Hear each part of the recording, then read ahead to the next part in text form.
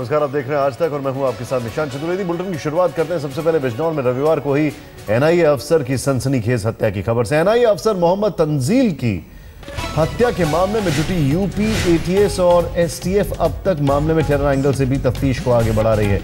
सूत्रों के मुताबिक शुरुआती जांच से खुलासा हुआ है कि एनआईए अफसर मोहम्मद तंजील की कोई व्यक्तिगत दुश्मनी या बड़ा संपत्ति विवाद नहीं था। मोहम्मद तंजील का कार्यक्षेत्र पश्चिमी यूपी था और वो सिमी और इंडियन मुजाहिदीन के नेटवर्क पर काम करते थे। ऐसे में जांच का दायरा टेरर एंगल की दिशा में भी बढ़ाया गया।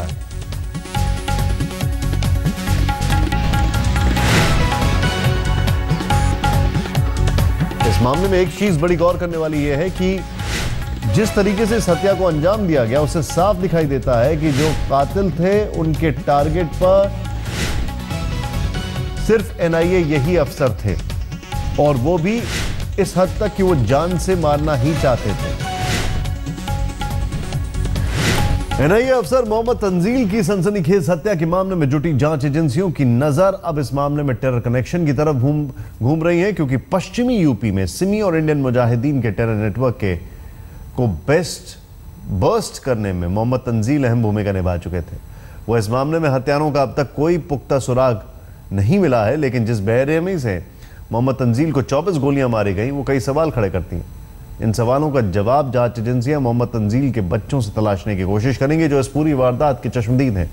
वारदात के वक्त मोहम्मद तंजील का बेटा और बेटी दोनों गाड़ी की पिछली सीट पर मौजूद थे। अब जांच एजेंसियां इन दोनों से मामले में पूछताछ कर तफ्तीश को आगे बढ़ाने की तैयारी कर रही है। मोहम्मद तंजील जिस शादी समारोह में शामिल होने बिजनौर गए थे उसकी फुटेज की भी जांच की जा रही है, जबकि घटनास्थल के आसपास के इलाके की सीसीटीवी फुटेज को भी खंगाला जा रहा है। दरअसल मामला कुछ इस तरीके से है कि जिस गाड़ी से ये वापस लौट रहे थे शादी समारोह से, उस गाड़ी में पिछली सीट पर बच्चे बैठे हुए थे और इन्होंने जैसे ही भांपा कि इनको मारने के लिए लोग आए हैं, इन्होंने बच्चों को गाड़ी की सीट के नीचे छुपने को कहा और वही वजह है कि बच्चे बच गए। लेकिन जब गाड़ी में ये बैठे हुए थे और इनके ऊपर गोली चलाई गई तो 24 गोलियां मारना साफ कहता है कि ये कातिलों का इरादा इनको उस वक्त खत्म कर देना था।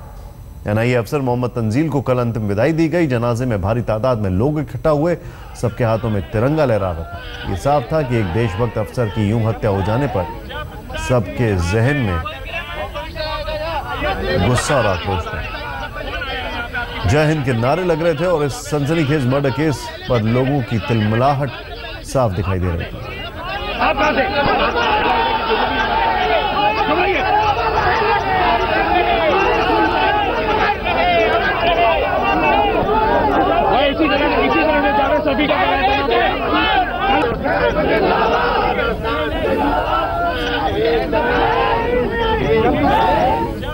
सीधे चलते हैं, अरविंद ओझा इस वक्त हमारे सहयोगी हमारे साथ है। अरविंद, कुछ चीजें ऐसी सामने आ रही है जिससे लगता है कि ये कहीं ना कहीं इसके पीछे आतंकवाद था, इसके पीछे इनका काम था जिस काम को ये बखूबी निभा रहे थे।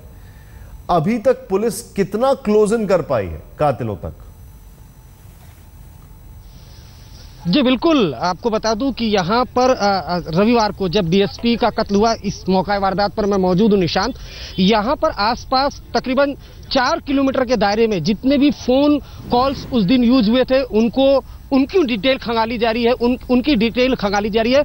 कुछ बाहरी लोगों की तलाश भी की जा रही है। जहां पर गोली मारी गई डीएसपी को, वहां से बेहद करीब जो अब्दुल रहमान है उनका घर है।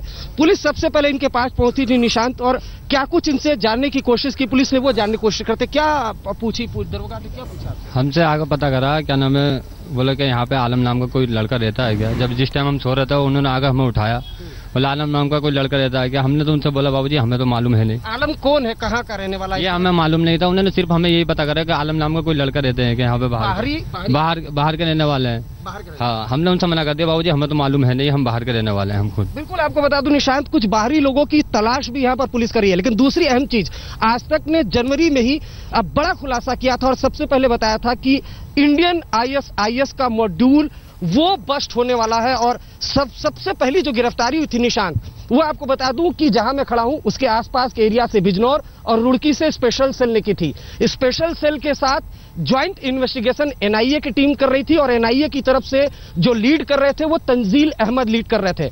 वेस्टर्न यूपी जहां पर इस वक्त मैं मौजूद हूं, यहां पर अगर बात की जाए खंडवा से जो फरार, मध्य प्रदेश की खंडवा जेल से जो फरार आतंकी सिमी के आतंकी थे, उन्होंने यहां पर पनाह ली थी। जब घर में धमाका हुआ आपको रोकूंगा मैं, अभी आपके पास में आ रहा हूं अरविंद, आपके पास में आ रहा हूं। जो आप जानकारी दे रहे हैं उसमें कई सारी चीजें बड़ी महत्वपूर्ण हैं।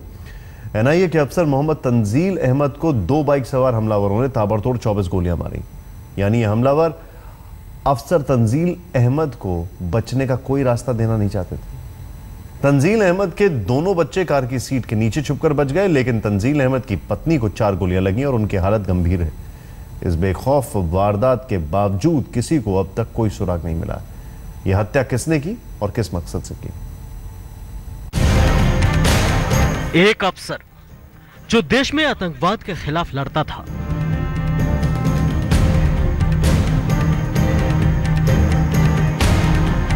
एक अफसर जो देश में आईएसआईएस के मॉड्यूल को पकड़ता था,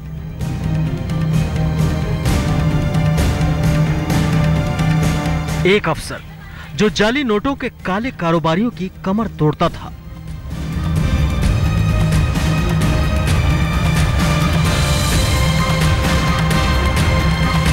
एक अफसर जो आतंकवाद से लड़ने वाली सबसे बड़ी एजेंसी का सिपाही था।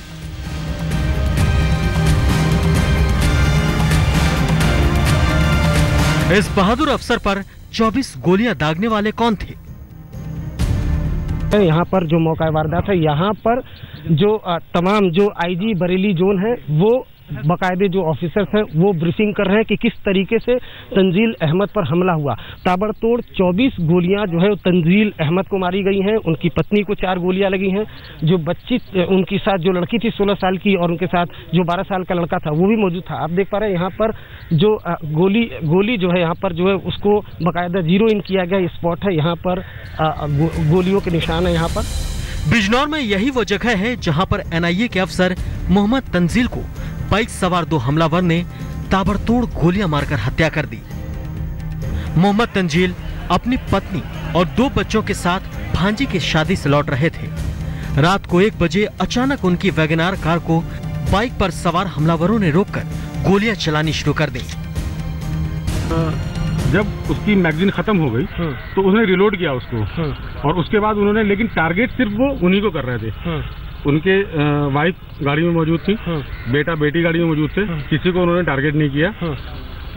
अंधाधुंध फायरिंग इस तरीके से नहीं की गाड़ी को कोई डैमेज हो ज्यादा, उन्होंने सिर्फ खिड़की पे आगे उन्हीं को टारगेट पॉइंट। अब तक की जांच से यही पता चल रहा है कि हमलावरों के टारगेट पर सिर्फ मोहम्मद तंजीम ही थे। मोहम्मद तंजीम की कार में पीछे उनके बच्चे बैठे थे जो सीट के नीचे छिप गए। पत्नी फरजाना आगे बगल की सीट पर बैठी थी। उनको 4 गोलियां लगी, लेकिन तंजीम पर 24 गोलियां दागी गई। 1 गोली नहीं, 2 गोली नहीं, बल्कि 2 दर्जन गोलियां एनआईए के डीएसपी पर हमलावरों ने ताबड़तोड़ हमला करके की। आप दिखा रहे हैं सामने की तरफ जो वो स्पॉट है, पुलिस जहां पर मौजूद है, वहां पर डीएसपी जो तंजील अहमद थे उन पर, उनके परिवार पर हमला किया कि जो 2 हमलावर थे। सबसे हैरान करने वाली बात यह है कि जिस जगह पर मोहम्मद तंजीम पर ताबड़तोड़ गोलियां चलाई गई, उस जगह से पुलिस चौकी सिर्फ 30 मीटर की दूरी पर है। क्या इतनी फायरिंग के बाद भी किसी को भी फायरिंग की आवाज सुनाई नहीं दी? इससे पुलिस के नकारेपन को लेकर सवाल उठते हैं। मुझे नहीं याद है कि बिजनौर में इस प्रकार का जघन्य हत्याकांड आज तक कभी हुआ है। इस प्रकार का हत्याकांड बिजनौर में होना और बहुत ही सुनियोजित तरीके से होना, बहुत प्लानिंग के साथ होना, ये सुनिश्चित करना कि जिस पे हम आक्रमण कर रहे हैं वो बचने न पाए, ये दिखाता है कि मारने वाला अत्यंत शातिर दिमाग का है। उन्होंने पहचान कर वो गाड़ी पुलिया पे सिलो हो गई और ये क्या नाम है यहाँ पर फिर उनको गोली मार दी गई। पुलिस चौकी कितना मीटर पुलिस गोली ये लगा लीजिए सामने ये पेड़ है, तकरीबन 50 या 100 मीटर के करीब है। अगर 2 मिनट नहीं लगेंगे, अगर मैं भी भागकर वहां जाऊं।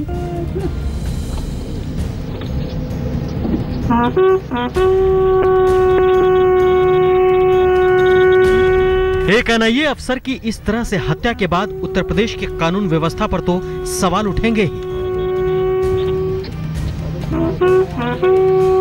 पूरे प्रदेश में मैं समझता हूँ नियंत्रित करने की जरूरत है और मैं उत्तर प्रदेश सरकार से ये अपेक्षा करता हूँ कि अपराध हैं उन पर काबू पाने की वो कोशिश करेगी। मोहम्मद तंजील पर 2 बाइक सवार हमलावरों ने 24 राउंड गोलियां चलाई। इनमें से 9 गोलियां आर पार हो गई और 3 गोलियां तंजील की बॉडी को छूकर निकल गई। ये गोलियां 9 mm की पिस्टल से चलाई गई। 9 mm की 3 तरह की पिस्टल होती है, देसी, इंग्लिश और ग्लॉक। सूत्रों के मुताबिक जिस तरह से ताबड़तोड़ 24 गोलियां दागकर मोहम्मद तंजील का मर्डर किया गया, उसमें इंग्लिश पिस्टल का इस्तेमाल किए जाने का शक है। और सबसे बड़ी बात यह है कि इस तरह की पिस्टल का ज्यादातर इस्तेमाल पुलिस वाले करते हैं। बिजनौर से अरविंद ओझा, आज तक। इस पूरे मामले में कुछ चीजें चौंकाने वाली हैं और उनमें से ये सबसे ज्यादा चौंकाने वाली है कि एक एनआईए का अफसर, उसकी हत्या हो जाती है, उसके पास पर्सनली कोई सिक्योरिटी नहीं है, जो देश को सुरक्षा दे रहा है वो खुद महफूज नहीं है। ये एक सवाल बहुत परेशान करने वाला है। बड़ी खबर इस वक्त योग गुरु बाबा रामदेव की तरफ से आ रही है। बाबा रामदेव ने एक हैरान कर देने वाला बयान दिया है। बाबा रामदेव ने एक भीड़ को वो संबोधित footwork correct, this is Kohli very maintain this, हां, दिस इज कोहली वेरी